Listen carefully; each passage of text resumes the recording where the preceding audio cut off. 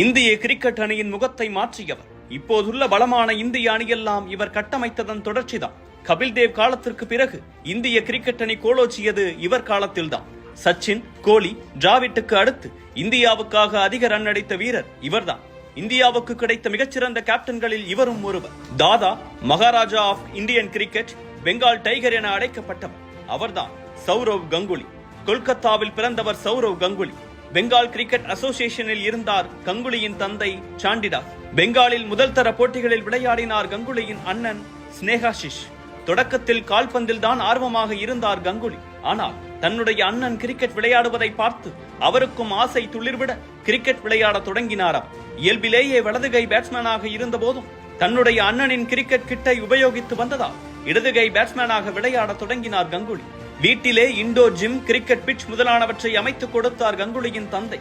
Cricket அகாடமியில் பயிற்சி செய்ததோடு தினமும் வீட்டிலும் பயிற்சி செய்தனர் கங்குலியும் அவரின் அண்ணனும். இப்படி தீவிரமாக பயிற்சி செய்து நன்றாக விளையாட அவர் படித்த செயின்ட் சேவியர் பள்ளியின் கேப்டனாக நியமிக்கப்பட்டார் கங்குலி. இதைத் தொடர்ந்து உள்ளூர் தொடர்களில் சிறப்பான பெர்ஃபார்மன்ஸ் கொண்டிருந்த கங்குலி 1989 ஆண்டு பெங்கால் அணிக்கு தேர்வு செய்யப்பட்டார். ரஞ்சி கோப்பையில் நன்றாக விளையாட 1992 ஆண்டு ஆஸ்திரேலியாவில் நடந்த வேர்ல்ட் சீரிஸில் வெஸ்ட் இண்டீஸ் உடனான போட்டியில் தேர்வு செய்யப்பட்டார் கங்குலி. அந்த போட்டியில் 3 ரன்கள் மட்டுமே அடித்தார் அவர். ஆனால் மிகவும் அகங்காரமாக நடந்து கொள்வதாக அணியிலிருந்து நீக்கப்பட்டார். அடுத்து நடந்த ரஞ்சி கோப்பை தொடர்களில் அதிக ரன்கள் அடித்தார் கங்குலி. 1996 ஆண்டு நடந்த துலிப் கோப்பையில் 171 ரன்கள் அடித்து அசத்த இங்கிலாந்து சென்ற இந்திய அணிக்கு மறுபடியும் தேர்வு செய்யப்பட்டார் கங்குலி. அப்போது நடந்த 2வது டெஸ்ட் போட்டியில் சித்து விளையாட முடியாததால் அவருக்கு பதிலாக கங்குலிக்கு வாய்ப்பு கிடைத்தது. லார்ட்ஸில் நடந்த அந்த போட்டியில் 131 ரன்கள் அடிக்க போட்டி டிராவில் முடிவடைந்தது. தன்னுடைய முதல் டெஸ்ட் போட்டியிலே சதம் அடித்ததால் அடுத்த டெஸ்ட் போட்டியிலும் வாய்ப்பு கிடைத்தது அவருக்கு. அந்த போட்டியிலும் சதம் அடித்து அறிமுகமாகி முதல் 2 இன்னிங்ஸிலும் சதம் அடித்த 2வது வீரர் என்ற சாதனையை படைத்தார். இந்த போட்டியும் டிராவில் முடிவடைந்தது. இதைத் தொடர்ந்து இந்திய அணியில் நிரந்தர இடத்தை பிடித்தார் கங்குலி. 1997 ஆண்டு பாகிஸ்தான் உடனான ஒருநாள் தொடரில் மொத்தமாக 222 ரன்கள் அடித்ததோடு 15 விக்கெட்டும் எடுத்து அசத்த இந்தியா தொடரை கைப்பற்றியது. இந்த தொடரில் தொடர்ந்து 4 ஆட்ட நாயகன் விருது வென்றதோடு தொடர் நாயகன் விருதையும் வென்றார் கங்குலி. இதில் அதிக ரன்கள், அதிக விக்கெட் எல்லாம் கங்குலி தான். இந்த ஆண்டு இறுதியில் 4 டெஸ்ட் போட்டியில் சேர்த்து 3 சதம் அடித்து அசத்தினார். தன்னுடைய பேட்டிங் மற்றும் பவுலிங்கில் சிறப்பாக செயல்பட 1999 ஆண்டு உலக கோப்பையில் இந்திய அணியில் தேர்வு செய்யப்பட்டார் கங்குலி. தான் ஒரு பிக் மேட்ச் பிளேயர் என கங்குலி நிரூபித்த முதல் உலக கோப்பை இதுதான். இதில் இலங்கையுடனான லீக் போட்டியில் முதலில் பேட்டிங் செய்தது இந்தியா. முதல் ஓவரிலே அவுட் ஆகி வெளியேறினார் சடகோமன் ரமேஷ். அடுத்து வந்த டிராவிட்டுடன் கங்குலி பார்ட்னர்ஷிப் அமைத்து விளையாடினார். முதலில் பொறுமையாக ரொட்டேட் செய்து ஆடியவர் அடுத்து அடித்து ஆடத் தொடங்கினார். அரை சதம், சதம், 150 என கடந்து 183 ரன்கள் அடித்தார் கங்குலி.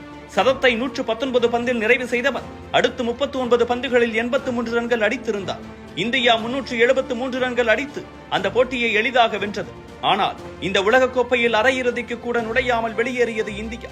இந்த உலகக்கோப்பையில் டிராவிட்டுக்கு அடுத்து அதிக ரன் அடித்த இந்திய வீரர் கங்குலிதான். இதைத் தொடர்ந்து மேட்ச் பிக்சிங் சர்ச்சை, தொடர் தோல்விகள் போன்ற காரணத்தால் இந்திய அணியின் கேப்டன் பதவியிலிருந்து விலகினார் சச்சின். அதனால் இந்திய அணியின் கேப்டனாக நியமிக்கப்பட்டார் கங்குலி. 1983 உலகக்கோப்பை வெற்றிக்கு பிறகு கங்குலியின் தலைமையில் தான் இந்திய அணி பெரிய பாய்ச்சலை நிகழ்த்தியது. இந்தியா முழுவதும் இருந்து யுவராஜ், தோனி, ஹர்பஜன், ஜாகிர் கான், கம்பீர், ஷேவாக் என வீரர்களுக்கு அணியில் போதிய வாய்ப்புகளை கொடுத்தார் கங்குலி. சர்வதேச அளவில் பெரிய அனுபவம் இல்லாத வீரர்களை கொண்டு அனுபவமிக்க அணியை கட்டமைத்தார். சிறப்பாக பார்ட்னர்ஷிப் அமைத்து ஆடி வந்த கங்குலி சச்சின் இணை ஒரு நாள் போட்டியில் மட்டும் 8227 ரன்களுக்கு அடித்திருந்தது. ஆனால் தன்னுடைய ஓபனிங் இடத்தை ஷேவாக்குக்காக விட்டுக் கொடுத்தார் கங்குலி. இந்திய கிரிக்கெட்டின் முகத்தை கங்குலி மாற்றினார். அவரின் தலைமையின் கீழ் இந்திய அணி அக்ரசிவாக மாறியது என சொல்லி இருக்கிறார் இங்கிலாந்து முன்னாள் கேப்டன் நாசர் ஹுசைன். 2001 ஆண்டு ஆஸ்திரேலியாவுடனான பார்டர் கவாஸ்கர் தொடரில் வென்றது கங்குலி தலைமையிலான இந்திய அணி. இதில் பலமுறை டாஸுக்கு லேட்டாக வந்து விளையாடுவதற்கு முன்பே மென்டல் கேமை தொடங்கினார். He made Australia taste their own medicine என நிறைய பேர் கங்குலியை புகழ்ந்தனர். சில மாதம் முன்பு இந்தியாவில் நடந்த போட்டியில் இங்கிலாந்து வீரர் ஆண்ட்ரூ பிளின்டாஃப் டி-ஷர்ட்டை கலற்றி செலிப்ரேட் செய்ய 2002 ஆண்டு நாட்வெஸ்ட் சீரிஸின் இறுதிப் போட்டியில் இந்தியா வென்ற பிறகு லார்ட்ஸ் மைதானத்தின் பால்கனியில் டி-ஷர்ட்டை கலற்றி சுற்றி பதிலடி கொடுத்தார் கங்குலி. இந்திய அணி எந்த ஒரு சூழலிலும் எந்த ஒரு அணிக்கு எதிராகவும் வெற்றி பெற முடியும் என்ற நம்பிக்கை பிறந்தது. அதே ஆண்டு சாம்பியன்ஸ் டிராபியில் இறுதிப் போட்டிக்கு சென்று மழை குறுக்கிட்டதால் இலங்கை, இந்தியா 2 அணிக்கும் கோப்பை பகிர்ந்து அளிக்கப்பட்டது. 20 ஆண்டுகளுக்கு பிறகு 2003ஆம் ஆண்டு உலகக்கோப்பை இறுதிப் போட்டிக்கு வந்தது இந்திய அணி.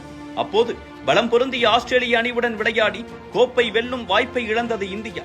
அந்த சமயம் டெஸ்ட் போட்டிகளில் கங்குலியின் ஃபார்ம் மிக மோசமாக இருந்தது. 8 டெஸ்ட் போட்டிகளில் விளையாடி 78 ரன்களை அடித்திருந்தார் அவர். அடுத்து ஆஸ்திரேலியாவுக்கு டெஸ்ட் தொடர் விளையாட செல்ல இருந்தது இந்திய அணி. இந்த தொடருக்கு சில மாதங்களுக்கு முன்பே ஆஸ்திரேலியா சென்று சாப்பலின் உதவியுடன் சிட்னியில் பயிற்சி பெற்றார் கங்குலி. இதில் முதல் போட்டியில் 144 அடித்ததுடன் 4 போட்டிகள் கொண்ட தொடரை 1-1 என்று இந்திய அணி சமன் செய்ய உதவினார் கங்குலி. அடுத்து பாகிஸ்தானிலும் இவரின் தலைமையில் டெஸ்ட் தொடரை வென்றது இந்தியா. ஆஃப் சைடின் கடவுள் என்று அழைக்கப்பட்ட கங்குலி ஆஃப் சைடில் அவ்வளவு நேர்த்தியாக ஆடக்கூடியவர். ஆஃப் சைடில் கட் ஷாட்களும் டிரைவ்களும் ஆடும் வேறொரு வீரர் இல்லை என்றே சொல்லலாம். ஆனால் ஷார்ட் பாலுக்கு எதிராக கங்குலிக்கு பிரச்சனை இருந்தது. ஃபீல்டிங், ஃபிட்னஸ் மற்றும் வேகமாக ரன் ஓடுவதிலும் கங்குலியிடம் சில குறைபாடுகள் இருந்தன.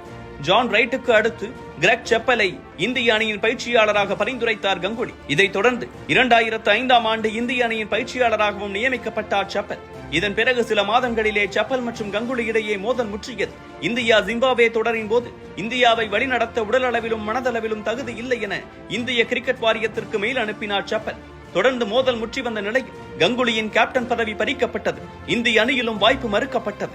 இதைத் தொடர்ந்து உள்ளூர் போட்டிகளில் விளையாடி தன்னுடைய பேட்டிங்கை மேம்படுத்தினார். லெக் ஸ்டம் கார்டுக்கு பதில் மிடில் ஸ்டம் கார்டு எடுத்து விளையாட தொடங்கினார். 2006ஆம் ஆண்டு தென்னாப்பிரிக்காவுடனான டெஸ்ட் தொடரில் தேர்வு செய்யப்பட்டார். ரெஸ்ட் ஆஃப் சவுத் ஆப்பிரிக்காவுக்கு எதிராக 83 ரன்னும் அடுத்து தென்னாப்பிரிக்காவுடன் ஜோகன்னஸ்பர்கில் நடந்த போட்டியில் சிறப்பாக விளையாட இந்தியா வெற்றி பெற்றது. தென்னாப்பிரிக்காவில் இந்தியாவின் முதல் டெஸ்ட் போட்டி வெற்றி இதுதான். அடுத்து இலங்கை, வெஸ்ட் இண்டீஸ் உடன் நடந்த ஒரு நாள் தொடரிலும் 70க்கும் மேல் ஆவரேஜுடன் சிறப்பாக விளையாடினார் கங்குலி. 2007ஆம் ஆண்டு உலகக்கோப்பையில் இந்தியா மோசமாக தோற்று வெளியேறியது. செப்பலின் பயிற்சியாளர் பொறுப்பு முடிவுக்கு வந்தது. இந்த உலகக்கோப்பையில் மொத்தமாக ஷேவாக் அடித்த 164ம் கங்குலி அடித்த 162 ரன்களுமே இந்திய அணியில் அதிக ரன்கள். 2007ஆம் ஆண்டு தன்னுடைய இழந்த ஃபார்மில் இருந்து மீண்டிருந்த கங்குலி அந்த ஆண்டு டெஸ்டில் 2வது அதிக ரன்களும் ஒரு நாள் போட்டியில் 5வது அதிக ரன்களும் அடித்த வீரர் என்ற பெருமைக்கு சொந்தக்காரரானார். 2008ஆம் ஆண்டு ஆஸ்திரேலியாவுடன் 4 போட்டிகள் கொண்ட டெஸ்ட் தொடருடன் ஓய்வு பெறுவதாக அறிவித்தார். இந்த தொடரில் 54 ஆவரேஜுடன் 324 ரன்களுடன் ஓய்வு பெற்றார் கங்குலி. இந்த தொடரை 2-0 என கைப்பற்றியது இந்திய அணி. இதில் கடைசி டெஸ்ட் போட்டியில் ஆஸ்திரேலியாவுக்கு ஒரு விக்கெட் மட்டும் இருக்க கங்குலியை கேப்டன்சி செய்ய சொன்னார் தோனி. கேப்டனாகவே கிரிக்கெட்டில் இருந்து ஓய்வு பெற்றார் கங்குலி. இந்திய கிரிக்கெட்டில் அக்ரஷனை புகுத்தி ஆட்சி செய்தவர் கங்குலி என்றால் அது மிகையல்ல.